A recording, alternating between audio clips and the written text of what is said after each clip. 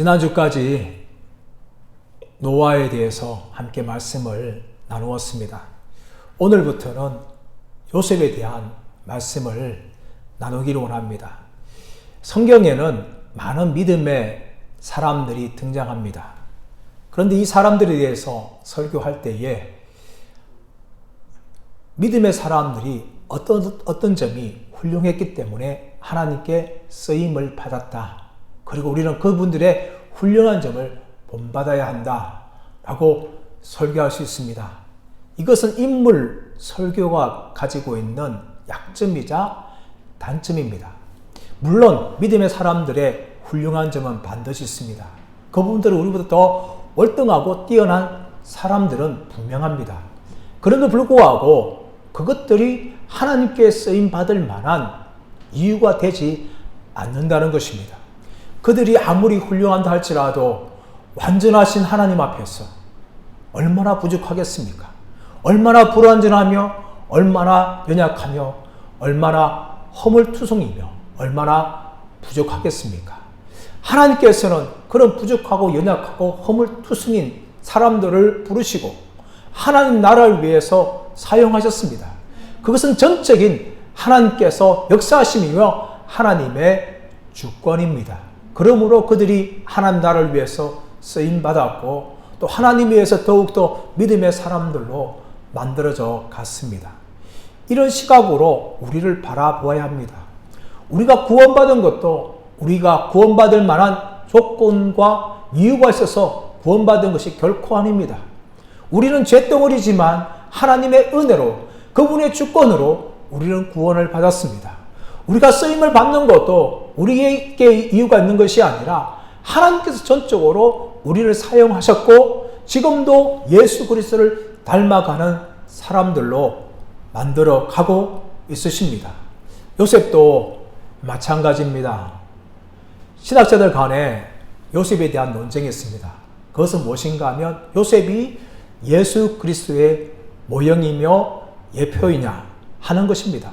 일부 신학자들은 요셉은 예수 그리스도의 예표가 아니다, 모형이 아니다 라고 반대 주장을 합니다.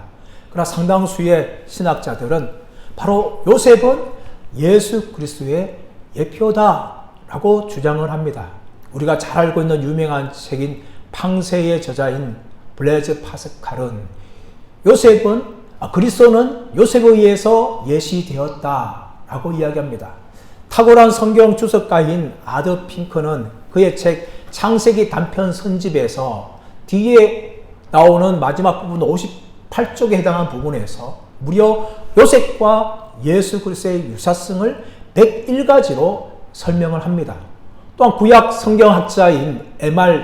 디아는 구약 성경에 나타나온 그리스도의 초상아들이란 책에서 예수님과 요셉의 유사성을 20쪽에 걸쳐서 설명을 하였습니다.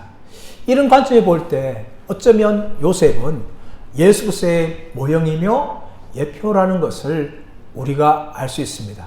그런데 불구하고 요셉은 우리와 똑같이 연약하고 불완전하며 부족한 자였습니다. 전적으로 하나님께서 요셉을 부르시고 요셉을 사용하신 것입니다. 요셉의 인생은 크게 세 단계로 나눌 수가 있습니다. 출생부터 시작해서 17세까지입니다. 요셉은 역기능적인 가정에서 자라났습니다. 아버지는 한 명이었지만 어머니가 무려 4명인 그런 가정이었어요. 그리고 형제들이 12명이었습니다. 배다른 어머니 밑에서 태어난 형제들이 함께 서로 살면서 서로 미워하고 시기하고 질투하는 그런 가정에서 요셉이 자라났습니다. 그리고 17세부터 30세까지는 요셉의 인생의 시험기입니다.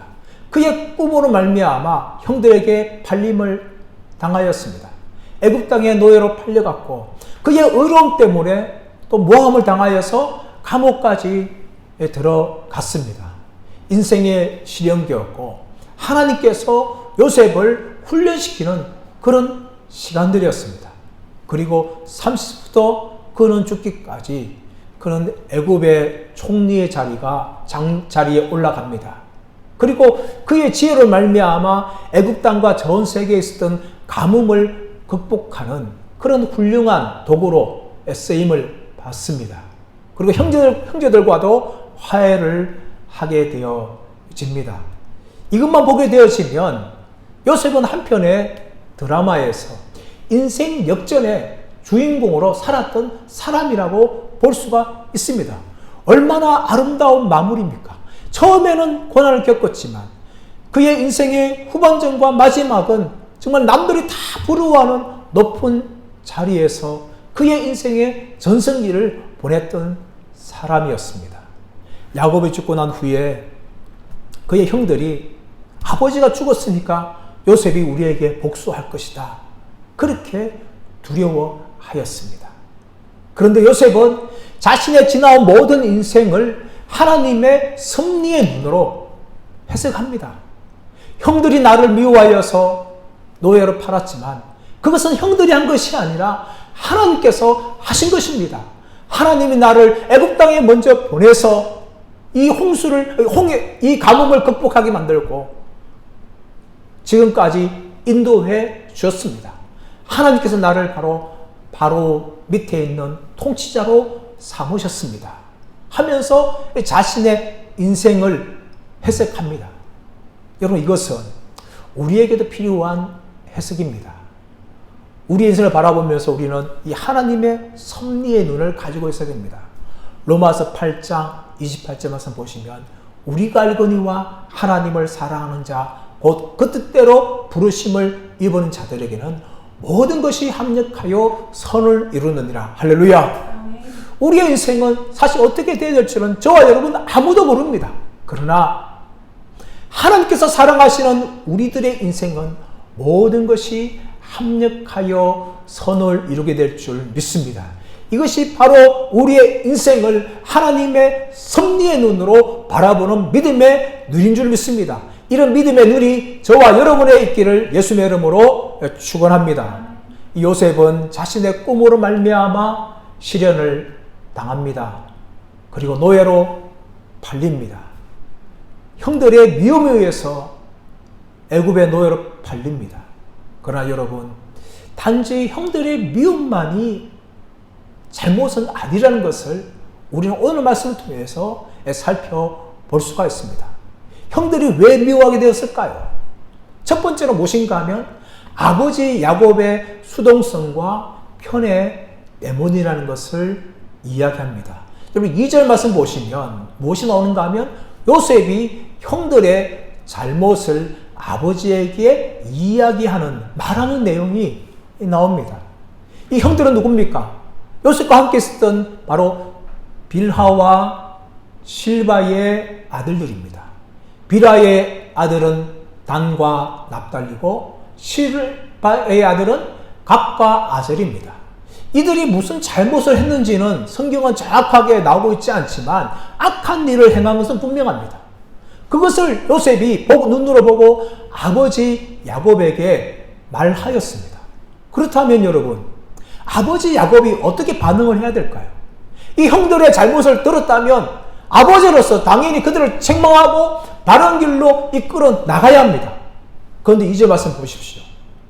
그 요셉으로부터 말을 들었던 야곱은 어떠한 반응도 보이지 않습니다. 빌하와 실바의 아들들을 불러서 마땅히 책망하고 그들을 바른 길을 인도해야 될 아버지 역할을 전혀 하고 있지 않은 수동적인 아버지의 모습을 야곱이 보여주고 있습니다. 그런데 이런 모습은요, 오늘 본문에만 등장하는 것이 아닙니다. 창세기 34장에서 유명한 사건인 야곱의 딸인 디나가 강간당하는 사건이 나옵니다. 가나안 땅 세겜의 여자들을 보기 위해서 나갔어요. 그런데 그 가나안 땅의 하몰의 아들 이 세겜 추장이 디나의 모습을 보고 그만 그를 마음 깊이 사랑합니다.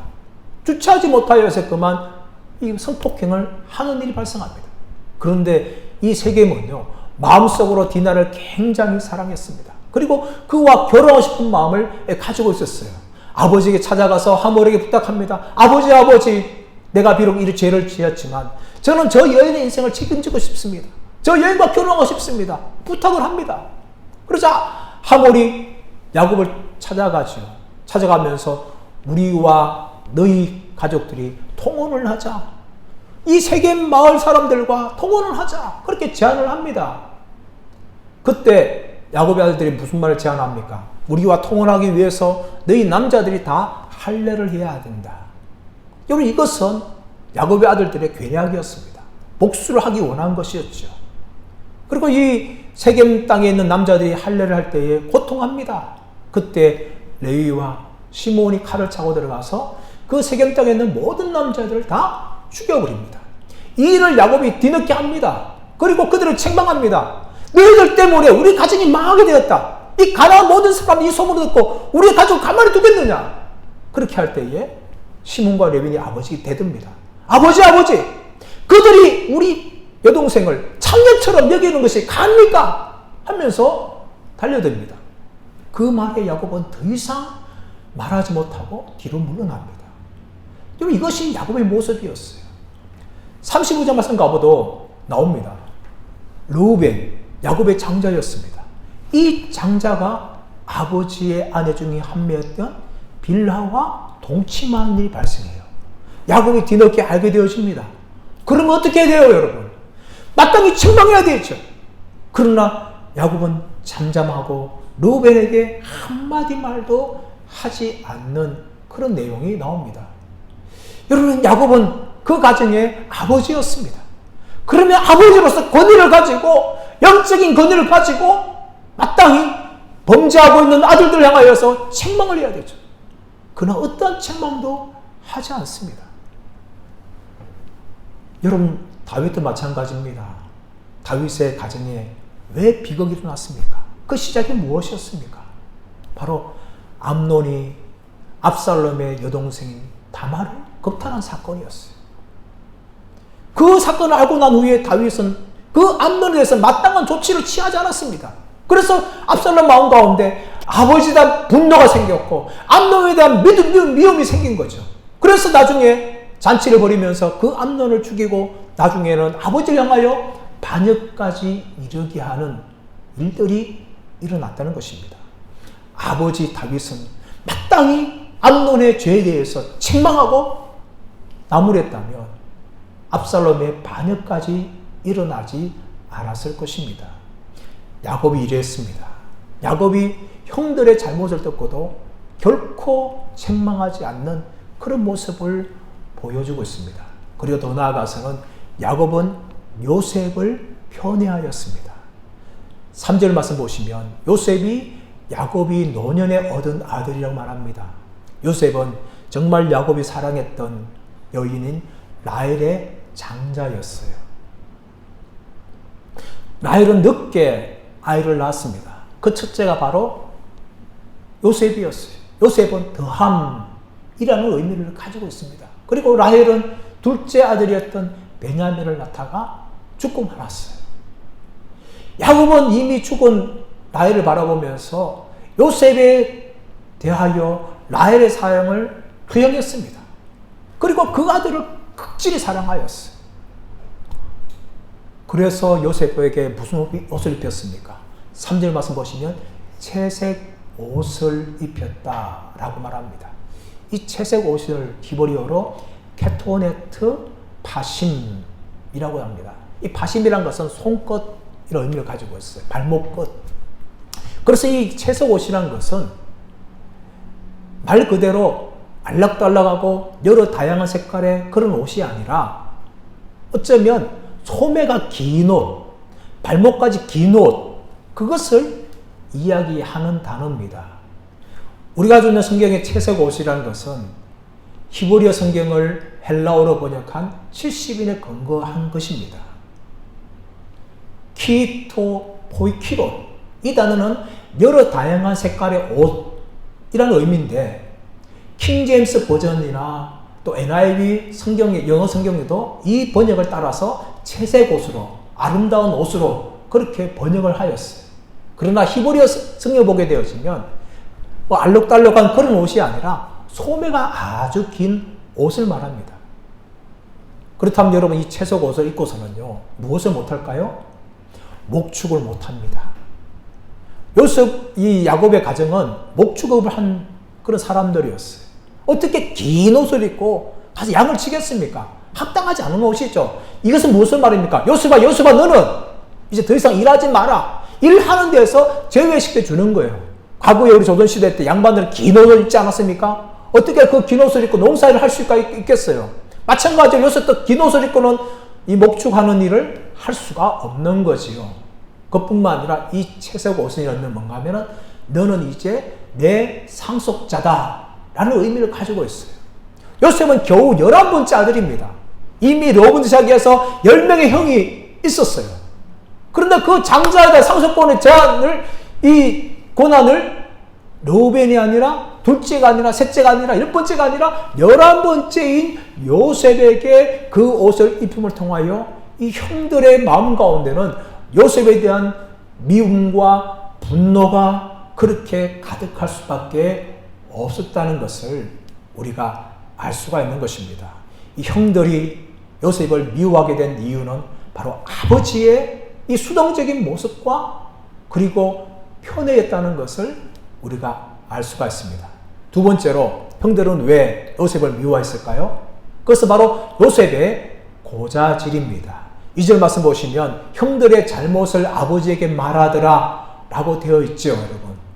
그래서 어떤 분들은 요셉은 의로운 사람이었다. 형들의 잘못을 보고 그냥 참지 못하고 그래서 아버지에게 말한 것이다 하면서 요셉의 의롭고 성실함을 부각시킵니다. 물론 그렇게 해석해도 될 수가 있지만 히브리어 성경은 이 잘못을 말하더라, 잘못을 말하더라 이 부분이 바탐 라라고 되어 있습니다. 이것은 무엇인가 하면은 이 라는 잘못을 말하는데 바탐이라는 것은 그냥 말하다는 것이 아니라는 거예요, 여러분. 이 단어는 민수기 13장 14절 말씀 보시면 10명의 정탐꾼이 40일 동안 정탐한 후에 이스라엘 백성들에게 보고를 할 때에 그 땅에 대해서 악평하였더라. 허위 보고에 관련된 단어가 바로 이 단어예요, 여러분. 그리고 더 나아가서 이 단어 같은 경우는 시편 31편 13절에서는 비방이라는 의미로 사용되어 있어요. 또 잠언서 10장 18절에서는 중상모략, 중상 이런 단어로 사용되어졌어요.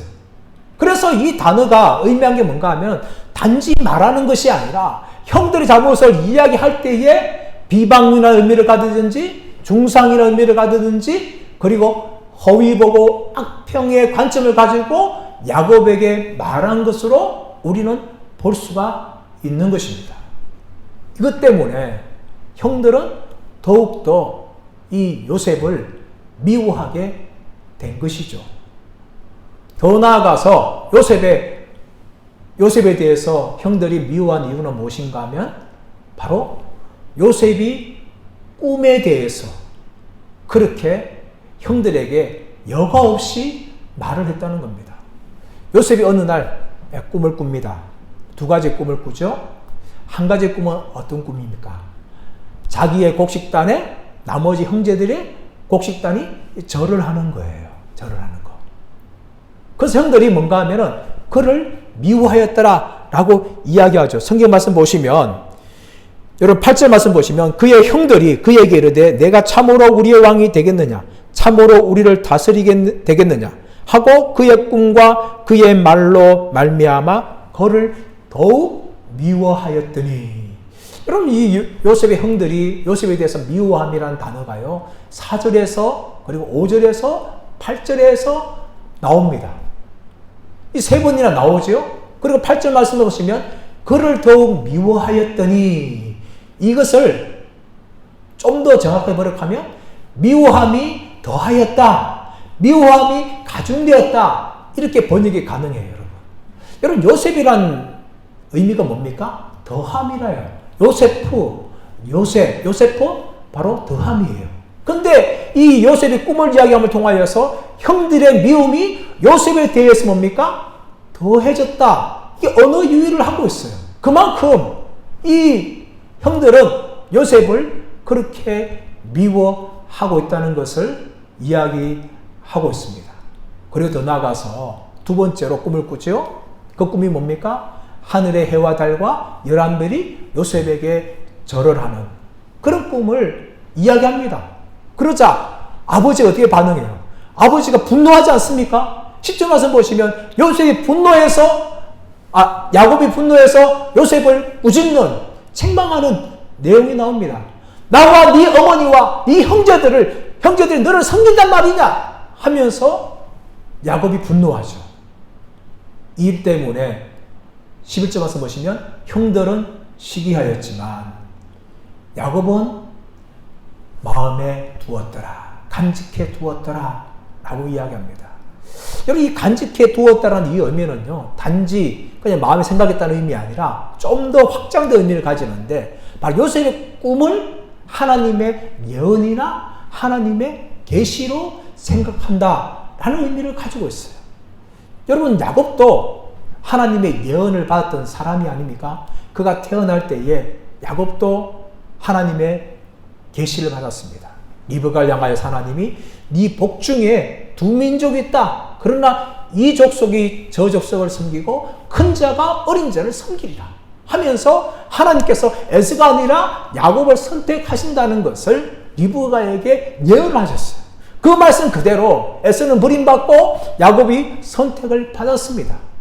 야곱이 바로 그런 예언받은 사람이에요. 그래서 그 마음에 요셉의 꿈에 대해서 간직을 했다는 것입니다. 성경에 신약성에 가보시면 누가복음 2장 말씀 가보시면 예수님 탄생이 나옵니다. 예수님이 탄생하기 전에 그 천사들이 이제 그 소식을 이미 탄생할 때에 소식을 전하죠. 누구한테 전합니까? 들에 있는 목자들에게 예수 탄생의 소식을 전합니다. 하나님께는 영광이요 사람 중에는 은혜 입은 사람 중에 평화로다 하면서 예수 탄생의 소식을 전합니다. 그리고 그들이 달려와서 마리아와 요셉에게 그 소식을 전합니다. 우리에게 천사가 나타나서 이런 말을 하였다 하면서 요셉과 마리아에게 말하는데, 그때 마리아는 마음에 새기어 생각하였더라 이렇게 이야기합니다. 그리고 또 누가복음 2장에는 또 하나의 사건이 나오죠. 예수님이 12세 소년 되었을 때에 절기를 지키기 위해서 예루살렘에 동네 사람들과 부모님과 함께 올라갔어요. 그런데 절기를 마치고 돌아오는데 사흘이 지났는데 예수님이 보이지 않는 거예요. 요셉과 마리아가 사람 중에 찾다가 급하게 돌아가죠. 그리고 예루살렘 찾다가 예수님께서 유대 선생들과 이야기하는 장면을 봅니다. 아이야 어찌하여 네가 여기 있느냐? 나와 네 아버지가 너를 찾으며 근심하였다. 그렇게 말할 때에 예수님께서 마리아에게 말합니다. 어찌하여 근심하였나이까? 내가 내 아버지 집에 있어야 될 줄을 알지 못하나이까?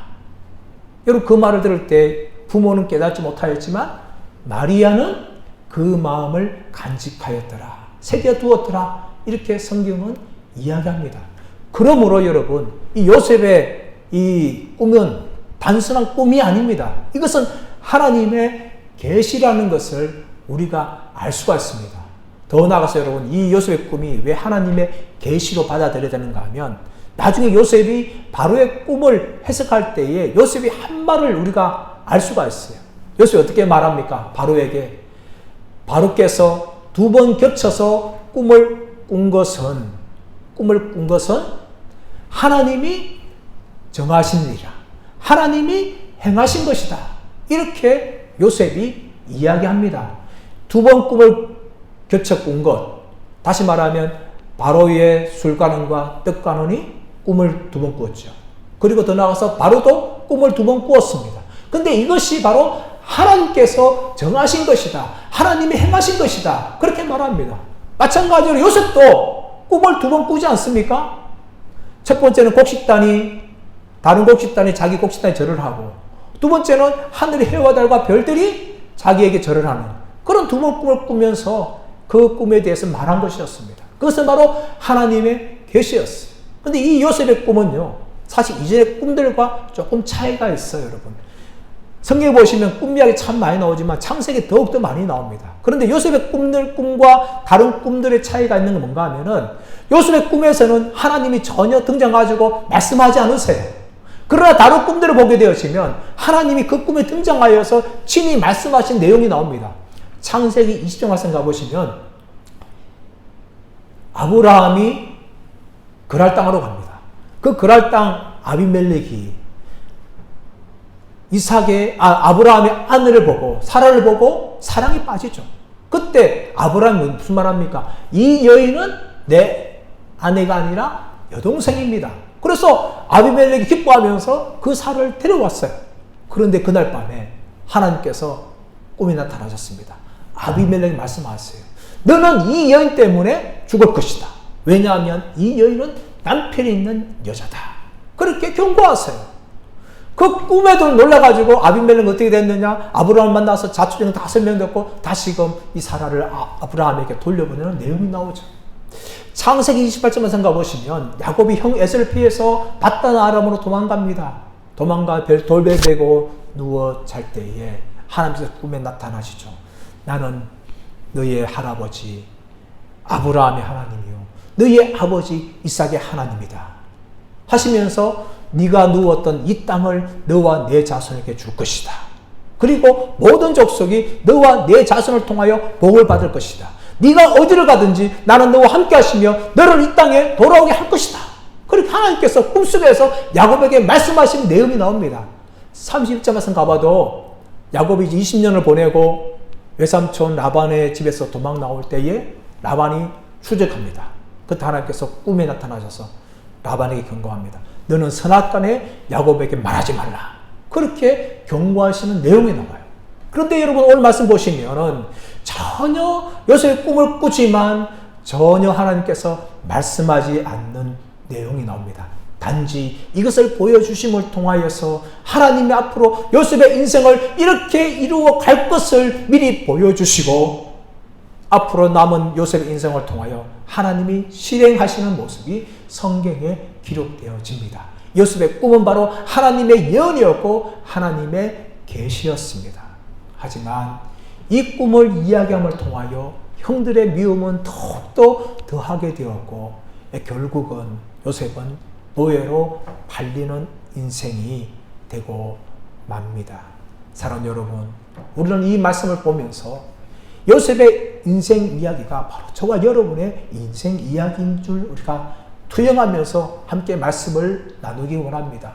요셉이 선택받고 요셉이 쓰임받은 것은 바로 전적인 하나님의 은혜였습니다. 그에게 연약하고 그에게 허물이 있고 그에게 부족함이 있어도 불구하고 하나님이 요셉을 선택하여 주시고 정말 이스라엘 백성들을 구원하고 또 하는 나라를 이루고 가시는 통로로 요셉을 사용하신 것입니다. 그러므로 요셉이 쓰임받은 것은 전적인 하나님의 은혜입니다. 사도 바울이 고린도전서 15장 10절에서 나의 나된 것은 하나님의 은혜로 된 것이니 라고 고백합니다. 이 사도 바울의 고백이 바로 저와 여러분의 고백이 되기를 축복합니다. 우리가 구원받은 것도 전적인 하나님의 은혜이며 우리가 쓰임받는 것도 하나님의 은혜라는 것을 믿으며 살아가시기를 간절히 바랍니다. 그리고 더 나아가서 우리의 인생은 하나님의 섭리 가운데 있다는 것을 믿으시기를 간절히 바랍니다. 요셉은 꿈을 꾸었습니다. 그 꿈이 어떻게 될 것인지를 전혀 알지 못하였지만 하나님께서는 요셉의 인생을 통하여